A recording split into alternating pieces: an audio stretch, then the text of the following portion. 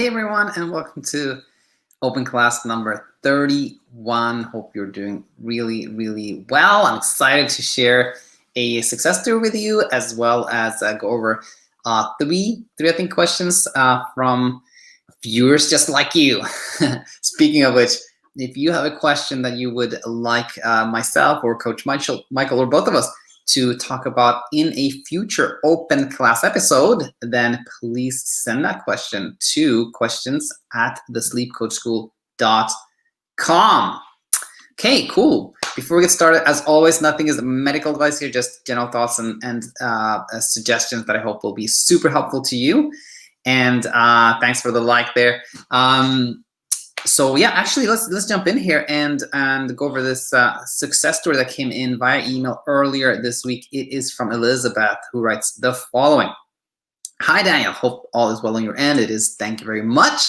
I'm writing to share an insomnia success story to relate to your YouTube listeners. In my earlier days of insomnia, I so appreciated you sharing stories of recovery through your channel. It gave such hope. Now I'm here to do the same. After struggling with insomnia for about 1.5 years, I can confidently say that I'm able to fall asleep, stay asleep now without relying on any medications, melatonin, or any other of those herbs that supposedly promise to do the trick. I had the type of insomnia where I always jolt awake while drifting into sleep and would average 4 or 5 hours tops a night. I struggled with feelings of rage, heightened anxiety at night when I couldn't sleep, and even when I would just get in bed at all. What helped? Not fearing it, all caps. Just like you always say, instead of getting caught up in all the feelings of fear, I learned to let them wash over me at night without over-identifying with them. I also practiced relaxing my body and mind throughout the day at scheduled times. Watching nature documentaries with my blue light glasses on in the bed was also helpful, especially as this stopped me from focusing on trying to sleep. I would end up falling asleep in the bed without meaning to. Finally, setting up a consistent bedtime, waking up time was very helpful. I continue to wake up the same time each morning, even on the weekends, to keep my circadian rhythm in check. I'm not a perfect sleeper by any means, but I don't fear those nights when I'm not sleeping well. So thankful to have stumbled upon your work and YouTube channel earlier this year. Please continue doing the work that you do, Elizabeth. I am super, super thankful, Elizabeth. I'm, more than that, of course, happy that you're doing so well. And I really appreciate emails like this one because hope is that commodity we just cannot have enough of. So every email like this, every comment is super helpful. I think as I'm reading this, there's kind of like two parallel thoughts in my mind that that they're happening. One is that everyone's journey is different. Whatever takes you to a place of less fear, where you're less attached, where you're more okay with a night where you don't sleep, that is always the right path for you. So, if I always say, it's good to wake up about the same time. Having a consistent bedtime doesn't really matter. It's more important to not know what time it is and kind of go to bed when you feel sleepy. But if you find that going to bed about the same time, getting up about the same time, it works for you, perfect. And the other one was the blue tinted glasses, which that can become a sleep effort, of course. You kind of so just always keep that in mind. Not for you so much, Elizabeth, but for anyone else tuning in. If you don't mind it, if it's a non-issue, totally fine. But just keep in mind always that whatever you do to kind of protect your sleep can lead you towards being more preoccupied and having more trouble. But again, going back to what I said first, whatever's taking you into the direction of no fear, perfect. So thanks so much for sharing this, Elizabeth, and stay in touch. Let's move forward here and look at some other questions. So the next question we have comes from Singapore, I believe. Yes, this is from Quinn. So let's read this together. Hi, Daniel. I'm currently living in Singapore and having terrible anxiety and insomnia. I even took lorazepam, but I'm still wide awake. I've not been able to sleep well for almost 1 month, and it's affecting my life so much. I'm so stressed out, finding ways to kill myself so that I could sleep forever. I watched many of your YouTube videos, which puts me at ease sometimes, but as soon as night arrives, I start to think about all the negativity subconsciously and my heart races like crazy. I'm so tired. I really hope that I can go back to sleeping normally again. Can I? Thank you for all for helping people with insomnia. Anytime, Quinn, and thank you for reaching out. A couple of things that come to my mind when I read this. First one is, there's no question that you're suffering a lot right now. That comes through, of course. I want to acknowledge that. But one thing that's definitely you have that is working in your favor is that you've quote unquote only, 1 month is a long time, but you quote unquote only had trouble sleeping for 1 month. And why is that so helpful? Well, it is because you can still easily remember a time where you slept well. 2, 3, 4 months ago, you were sleeping well. And why does that help you? Because it's easier for you than for somebody who's had trouble sleeping for many years to see that you're the same person, the same brain, the same chat, the same planet, the same air, the same, like everything is the same. And there's nothing that's wrong with you. It is just that you've gotten stuck in a certain pattern of thinking, a certain relationship between being awake at night. When you don't have trouble sleeping, both sleep and wakefulness are neutral to you. You don't really have a particular relationship with them. Sleeping is good. You don't think about it. Being awake, that's fine. Don't think about it. But then something happens, some stress, you're suddenly not sleeping, and your brain goes, whoa, something is off here, something's going on. It goes into like problem-solving mode, and then your relationship with these two things change. Your relationship to sleep becomes that of like unanswered love. You're like, I want it, I'm craving it, why can't I have it? I need it.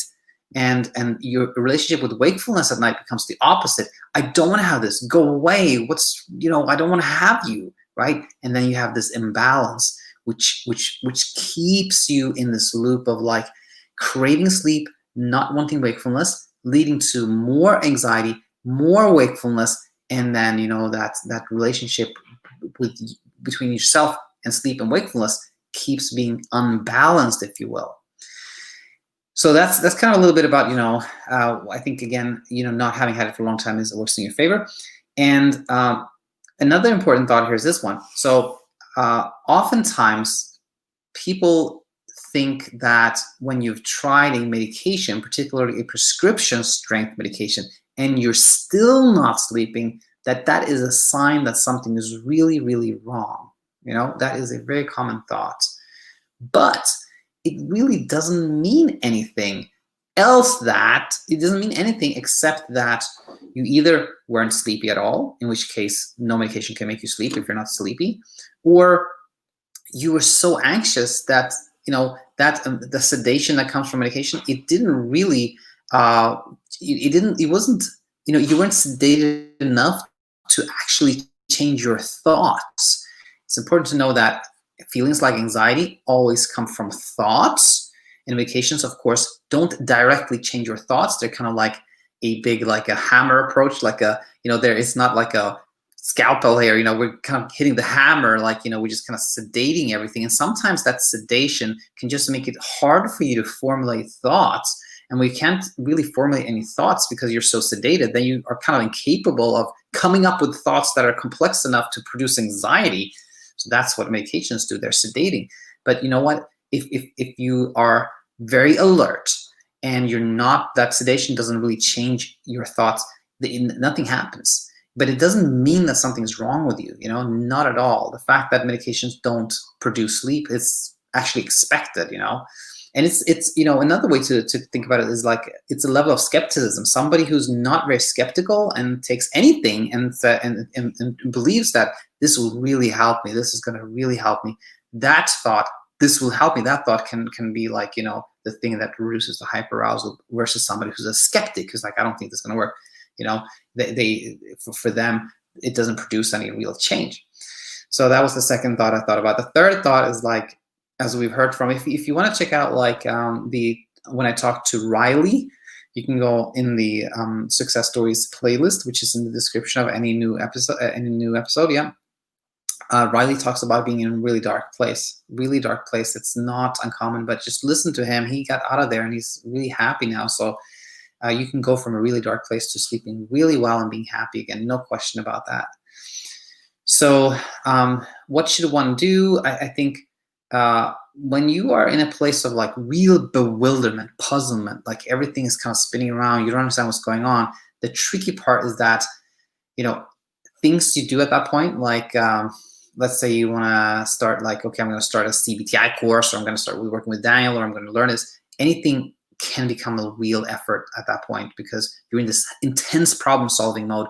So the key thing when you are in this like real intense problem solving mode where things are kind of crazy, you're in what I call Oz, like you're bewildered, puzzled, you don't understand, is actually as little as possible. Something like, get up at the same time every morning, try to be active during the day, and just refrain from trying things, experimentation. And when you're a little bit more kind of like, when you're not in that intense problem solving mode anymore, then you're in a great position to start working. And I would say just, in fact, Quinn, I think actually we are actually working together. I think, you're my BedTyme client, but for anyone in this position, like,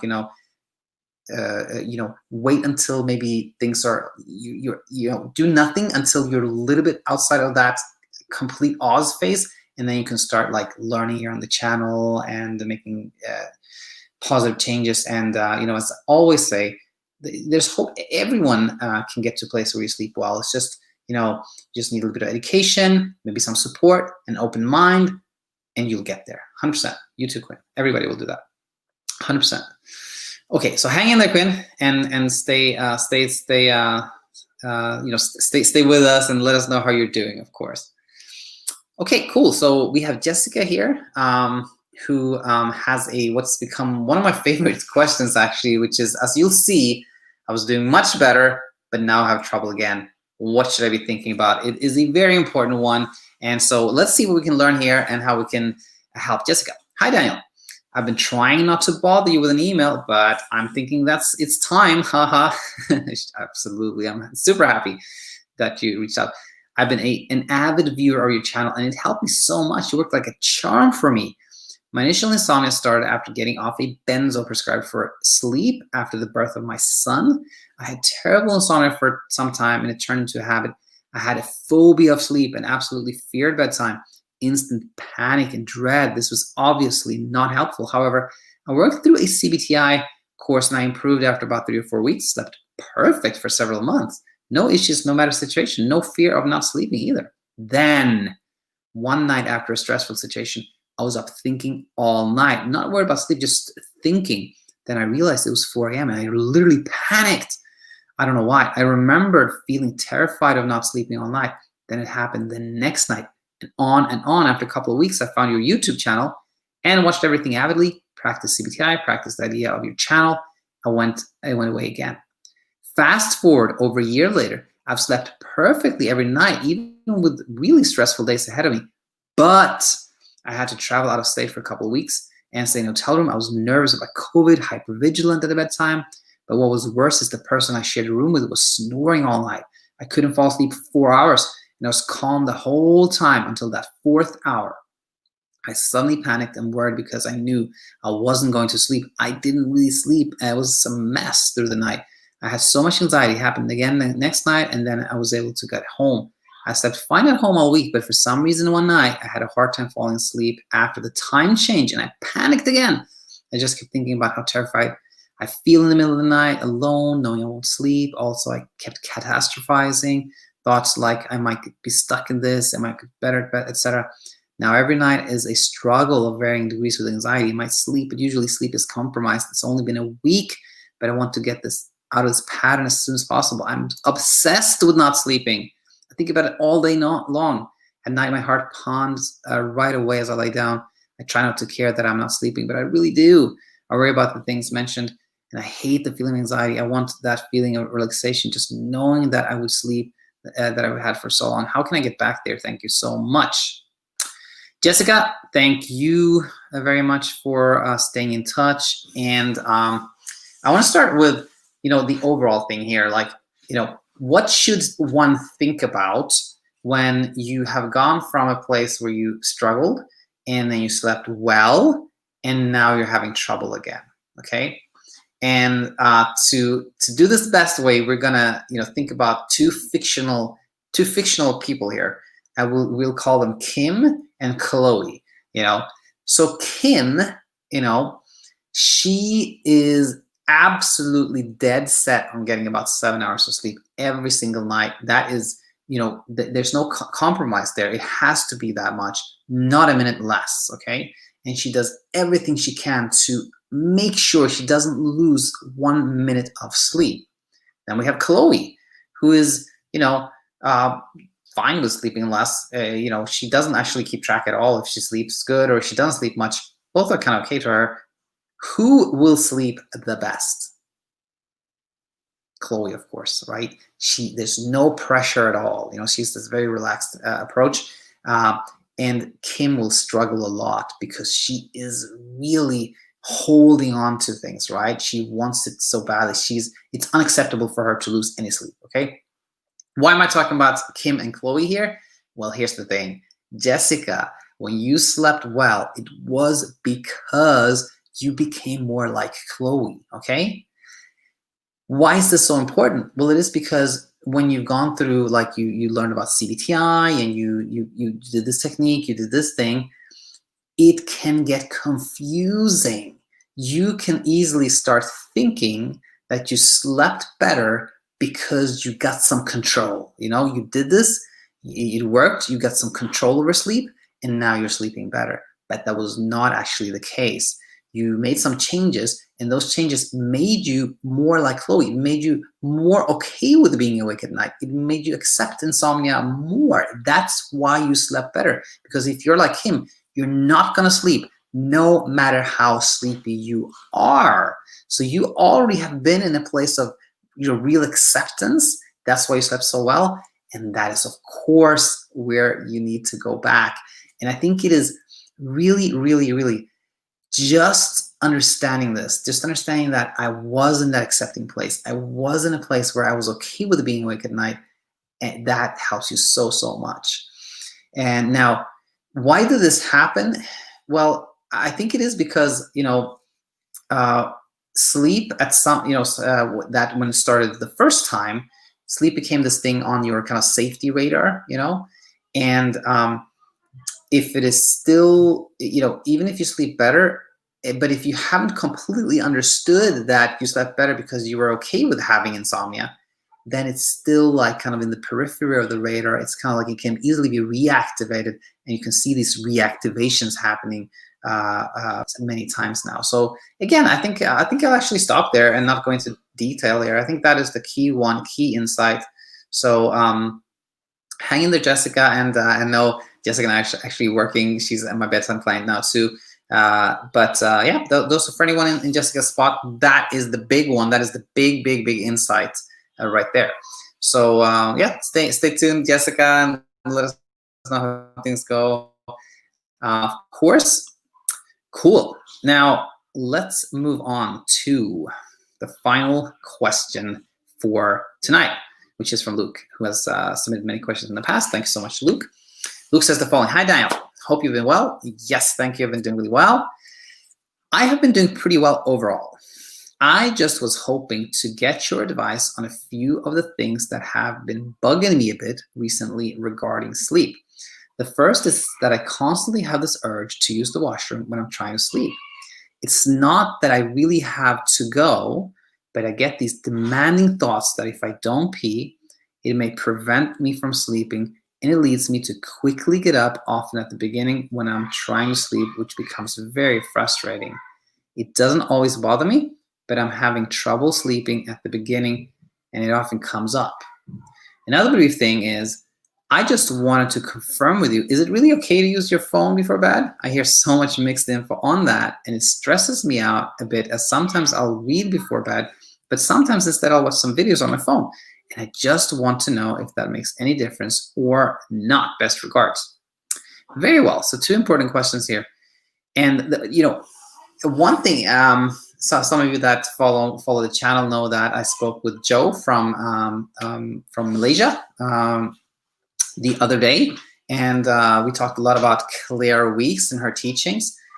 And one thing that I had observed myself was that it's not a common thing, but not rarely either. You find someone say that I just have to pee all the time. And I've also had people tell me that, you know, now that I sleep better, I'm less nervous. I'm just like, I don't have to go pee all the time.